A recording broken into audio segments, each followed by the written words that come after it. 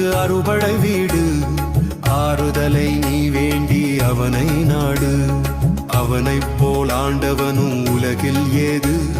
அவனுக்கினை யாருமில்லை என்றே பாடு. ஆறுமுக நாதனுக்கு அறுபடை வீடு. ஆறுதலை நீ வேண்டி அவனை நாடு. அவனைப் போல் ஆண்டவனும் உலகில் ஏது. அவனுக்கினை யாருமில்லை என்றே பாடு. அரோகரா அரோகரா என்றே சொல்லி ஆறுமுக ஆண்டவனின் அருளை பெறுவோம். தெய்வ யானை தாயோடு திருமண கோலம். தந்தையிடம் தரணியிலே திருப்பரங்குன்றம். தீராத வினை தீர்க்கும் புண்ணிய தீர்த்தம். திருமுருகன் அருள் கிடைக்கும் திருப்பரங்குன்றம்.